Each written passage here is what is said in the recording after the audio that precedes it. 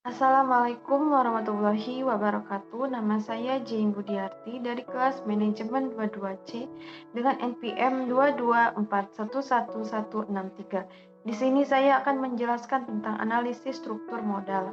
Definisi. Menurut Joel J. Siegel dan Joel Kasim, struktur modal atau capital struktur adalah komposisi saham biasa, saham preferen, dan berbagai kelas lainnya. Laba yang ditahan dan utang jangka panjang yang dipertahankan oleh kesatuan usaha dalam mendanai aset, sehingga dapat dimengerti bahwa struktur modal merupakan gambaran dari bentuk proporsi finansial perusahaan, yaitu antara modal yang dimiliki yang bersumber dari utang jangka panjang atau long-term liabilities dan modal sendiri atau shareholder equity yang menjadi sumber pembiayaan suatu perusahaan. Menurut Jones, struktur modal suatu perusahaan terdiri dari long-term debt dan shareholder equity, di mana shareholder equity dari preferred stock dan common equity, dan common equity itu sendiri terdiri dari common stock dan retained earnings. Pembagian dan kebijakan struktur modal.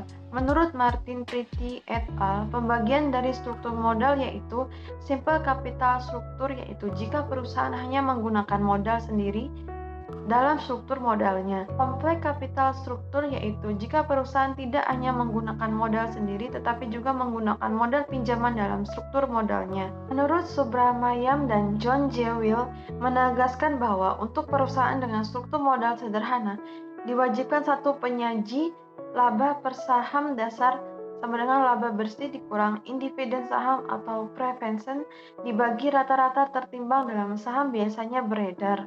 Faktor yang mempengaruhi struktur modal.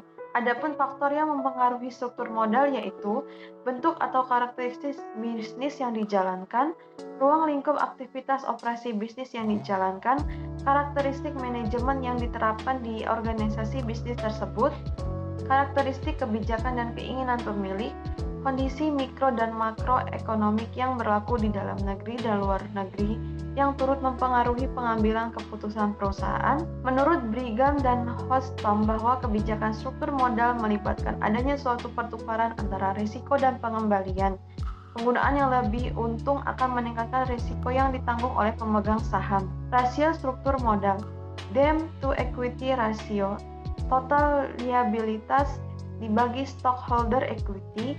Number of time in terms of in earned income before tax and enterprise expense dibagi enterprise expense. Book value per share. Common stockholder equity dibagi number of share of common stock outstanding. Kemudian saham, stok, obligasi, bond, dan right issue.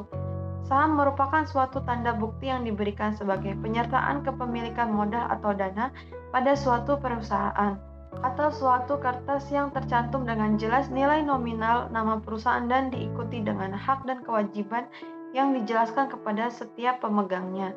Obligasi merupakan surat berharga yang dijual kepada publik dengan dicantumkan berbagai ketentuan yang menjelaskan berbagai hal seperti nilai nominal, tingkat suku bunga, jangka waktu, dan lainnya terjelaskan dalam undang-undang yang disahkan oleh lembaga yang terkait. Right issue adalah pemberian hak pemegang saham lama untuk memesan terlebih dahulu saham emiten yang akan dijual dengan harga nominal tertentu. Sekian presentasi dari saya akhiri. Wassalamualaikum warahmatullahi wabarakatuh.